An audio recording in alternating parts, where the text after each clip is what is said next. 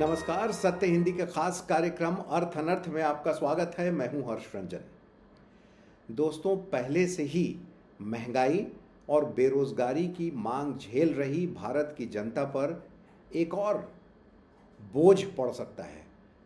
और ये जो खेल होने जा रहा है, ये तेल का खेल हो सकता है, क्योंकि तेल की कीमतें बढ़ने वाली हैं, बल्कि यूं कहें बढ़ चुकी हैं।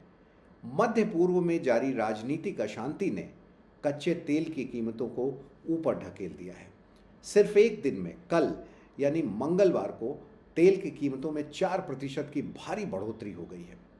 अंतर्राष्ट्रीय बाजार में कच्चे तेल की कीमतें पिछले कुछ समय से प्रति बैरल 70 से $72 के आसपास चल रही थीं, लेकिन कल एक ही दिन में ये $75 के आसपास पहुंच चुकी हैं। आशंका जाहिर की जा रही है कि अगर मध्य पूर्व में यही हालात रहे तो तेल की कीमतें $90 प्रति बैरल को पार कर सकती हैं। यह स्थिति न केवल वैश्विक अर्थव्यवस्था को प्रभावित करेगी, बल्कि भारत की अर्थव्यवस्था पर भी इसके गंभीर परिणाम होंगे। भारत, हम सब जानते हैं, कच्चे तेल का तीसरा सबसे बड़ा आयातक देश है और हमें अपनी ज़रूरत का लगभग 85% कच्चा तेल विदेशों से आयात करना पड़ता है। बढ़ती तेल की कीमतों का सीधा असर पेट्रोल और डीजल की कीमतों पर पड़ेगा, जिससे महंगाई बढ़ेगी। ज़्यादा कच्चे तेल की कीमतें बढ़ेंगी तो आयात करने में देश को ज़्यादा पैसा चुकाना होगा, और जब ज़्यादा पैसा चुकाना होगा तो ये पैसा सरकार या जो ऑयल मार्केटिंग कंपनियां हैं, जाहिर सी बात है, वो जनता से ही वसूलती हैं और हमारी और आपकी जेब पर एक बार फिर इसका बोझ बढ़ सकता है। देखिए, विशेषज्ञों का मानना है कि अगर तेल की कीमतें इसी तरीके से बढ़ती रहें तो हमारे देश की महंगाई दर में भी वृद्धि हो सकती है। खाद्य वस्तुओं से लेकर दैनिक उपयोग की सारी चीज़ें महंगी हो जाएगी। इस संकट के चलते भारत सरकार को कड़े फैसले लेने पड़ सकते हैं। तो कड़े फैसले क्या होते हैं? अक्सर टैक्स बढ़ा दिया जाता है, अलग तरीके से सेस लगा दिए जाते हैं, और नहीं तो और तेल की कीमतें बढ़ जाती हैं, इससे सब्जी के भाव बढ़ जाते हैं। कुल मिलाकर कहीं से भी आप देख लें, जो अंतिम सफ़र करता है वो हमारी जनता ही होती है, हम होते हैं और आप होते हैं। अब एक नज़र डाल लेते हैं कि मध्य पूर्व में क्या माहौल है। हमने देखा कि पिछले कुछ महीनों से किस तरीके से, बल्कि कुछ वर्षों से कहें, एक वर्ष से, कैसे इज़राइल जो है पहले फ़लस्तीन पर हमला करता है, हमास के साथ उसका युद्ध चल रहा है, उसके बाद उसने हिजबुल्लाह के चीफ को भी मारा, और ईरान जो है वो उसके अगेंस्ट है, चूँकि हिजबुल्लाह के साथ है ईरान। तो ईरान ने दरअसल अपने हमले जो है इज़राइल के ऊपर बढ़ा दिए हैं। अब मध्य पूर्व के ये सारे देश हैं और ईरान बड़े पैमाने पर तेल का निर्यातक देश है, और उसी रास्ते आता है, रेड सी से साले तेल की शिपिंग होती है। ईरान का एक तरीके से कहें वहाँ कंट्रोल है, तो शिप को काफ़ी घूम कर दूसरे देश जो सऊदी वगैरह हैं वो भेजते हैं। इससे उनकी कीमतें वैसे ही बढ़ रही हैं। लेकिन इससे भी ज़्यादा ख़तरनाक ये है जो एक बात अमेरिका को पता चली है। ऐसे तो दुनिया उम्मीद कर रही है कि ईरान अपने हमले उस लेवल पे नहीं ले जाएगा, क्योंकि इससे मध्य पूर्व में अशांति होगी तो पूरी दुनिया की अर्थव्यवस्था इससे प्रभावित होगी। लेकिन फिर भी आप कहें कि व्हाइट हाउस के एक वरिष्ठ अधिकारी ने बड़े साफ तौर पर कहा है कि अमेरिका को ये संकेत मिल चुके हैं कि ईरान अब जो है इजराइल के खिलाफ बैलिस्टिक मिसाइल हमला करेगा। देखिए, इस खबर के आने से पहले तेल बाजार 2 सप्ताह के निचले स्तर पर कारोबार कर रहा था, क्योंकि सप्लाई पूरी थी और वैश्विक मांग जो थी वो सुस्त थी। लगातार वैश्विक मांग जो है वो सुस्त चल रही है। चीन बड़े पैमाने पर इस्तेमाल करता है तेल का, वहाँ बहुत ज़्यादा खपत है, लेकिन पिछले 1-1.5 वर्षों में चीन में तेल की खपत कम हुई है। अमेरिका में भी कम हुई है, जो सबसे बड़ा खपत करने वाला देश है, क्योंकि वहाँ प्रोडक्शन कम हुए हैं, फैक्ट्री आउटपुट कम हुआ है, और इस वजह से तेल की कीमतें जो थी कम मांग की वजह से अपने निचले स्तर पर बनी हुई थी। मांग में तो अभी भी वृद्धि नहीं दिख रही है, लेकिन चूंकि मध्य पूर्व में संकट है, सप्लाई का संकट हो सकता है, वहाँ तक पहुँचाने का संकट हो सकता है। इस वजह से कीमतें बढ़ सकती हैं और जो पेट्रोलियम निर्यातक देशों का संगठन है, जिसे हम ओपेक के नाम से जानते हैं, उनकी मंत्रियों के पैनल की आज यानी 2 अक्टूबर को तेल बाजार की समीक्षा करने के लिए एक महत्वपूर्ण बैठक चल रही है। इस बैठक के नतीजे देर शाम तक, रात तक आ जाएंगे।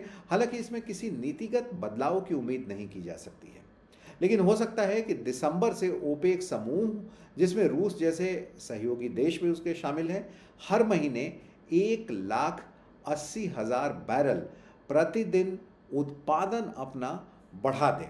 अब उत्पादन तो बढ़ाएगा और मांग अगर पूरी नहीं हुई, उतनी डिमांड नहीं रही, तो हम उम्मीद कर सकते हैं कि तेल की कीमतें स्थिर बनी रहेंगी।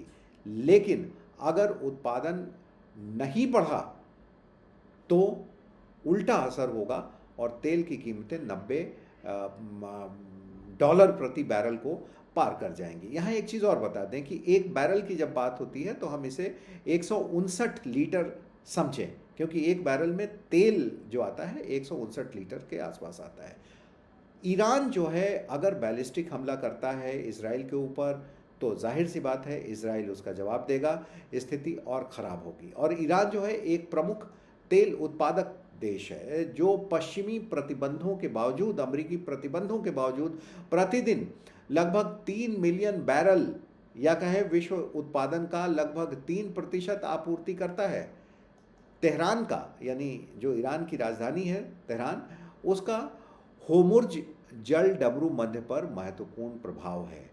और होमरुज जो है ये शिप्स के आने जाने का एक प्रमुख रास्ता है।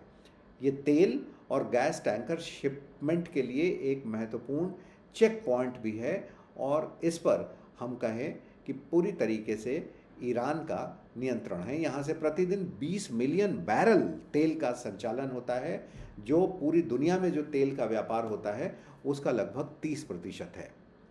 ईरान यमन में हूती विद्रोहियों के समर्थन से लाल सागर पर भी, यानी रेड सी पर भी नियंत्रण रखता है। लाल सागर में जहाज़ों को लगातार निशाना बनाया जाता रहा है, आपने ये खबरें पढ़ी हैं। इस साल की शुरुआत में ये वैश्विक वित्तीय बाजारों की सबसे बड़ी आशंकाओं में से एक था और हमने देखा कि उसके बाद किस तरीके से बाजार गिरे भी थे। हालांकि बाजार इसके बाद संभल गए।